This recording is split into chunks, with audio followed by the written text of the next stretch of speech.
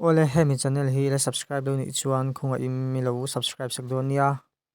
pasar tha kap liana chutia khopani te boina in that lama pan thei tak lova chuan tisen manga chen fel chu angai nge yang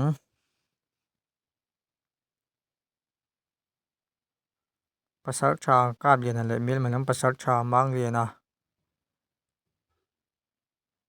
pasar tha kap liana chu ring taka awin a ho tin en chuan mel ma ho omna lam pan ya rai mel ma ho ko an lo khop mai big lo in rengin lai kwa in sak ti turin an lo in ring to a pasar tha kap liana chu sang taka zuangin mel ma ho chu asam thei bia bia tu ma rengin avoi khat sa an to lo ama atakin at chuan a thabok nen ama ding zo reng anum lo chuti lai mel malam pasar tha mang lian apo achena ham le misang wal khopani wal ke kan ni in ti ve te chu indim nan tel lovin an in sat sok soka ma ni ming chal tok la bang lo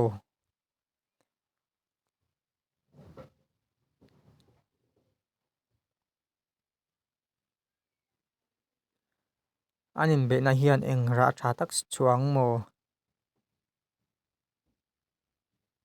ato pa chuan khopani pasar tha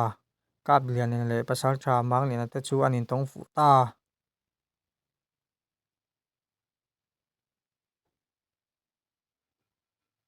nasa takan be nuwa pasar tha kap lian chuan liam atwa tat mai ma se chu zong amel ma pa la ka trom pui thamani lo chutia be ngala tum lai tak chuan thal phang on thlok chuan atum chu a thut tir chiang khop mai chu pasar tha mang lian chuan rem changa la in apan phia impero impek lo chuan ilu kala ang atia pasar tha kap lian tan la soi thiom to su ti chuan an kai hota a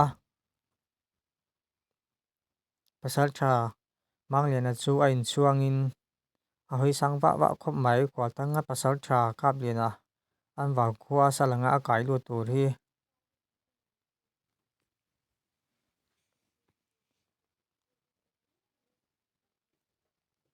an khuan thlen chuan mi pui ho chuan an lo mu du hle mai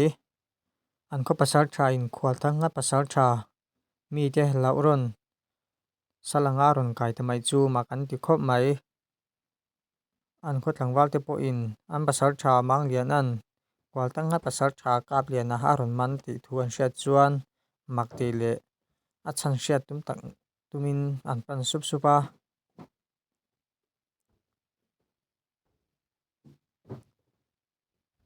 chuti la in lo lom pui ve lo a fanu par te i a om tlat mai a fanu par te chuan a pa salman chu a khonga ya a voi khan mu na ariru zong zong alo pe nga la ni zana chuan a khuma chuan in ngai to in kapa salman hi ka than chuak anga keiman ka tlan pui mai ang enganga ming chhia tur po ni la poi ka ti lo atia atu khwa lo fara pasar tha mang lian chuan ka fe do na kan salman pa kha chaw lo piang cheu ti in akal nga la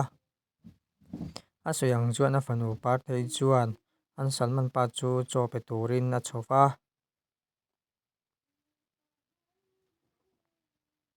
an salman pa in liam na tak tuar ti amu chuan a khongai ta em em a aliam te chu enkol dam sak atum ta a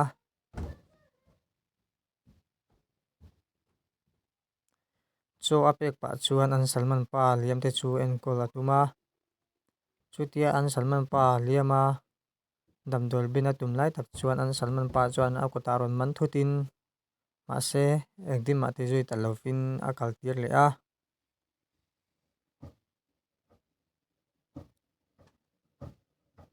apa chuan kan sal hi thadeu lo enkor u kum to pa alu kan lamang atia akal le a zan alo nia an kho tlangwal te po in an khonula chuan vol le khwal thangat amir tha par te run chu an kai ta a engenge mo so in an lim dun ham khop mai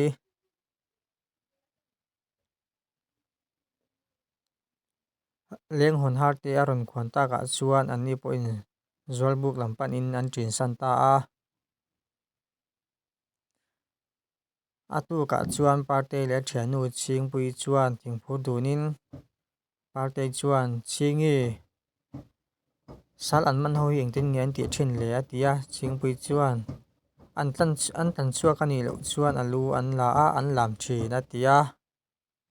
chuti an thingphur tur te an ngah nuah chuan party chuan kan thlang lawka theipui saw va lo ti ang a ti a a chan pawh a pa salman a thinlung kawl tu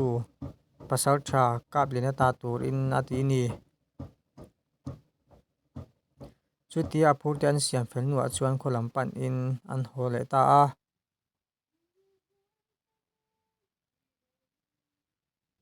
kalkawngah chuan engemaw saw in an thlen chuan party chuan a phur te nghat sok sokin inchhungah chuan a em te dah in a theipui hawn chu a thinlung kawl tu a pasal tha kap lian a ei turin a ken chho a kap lian a bula va thlen chuan kap lian chuan party hetiang hi ngati ngei tih ke hi salka ni a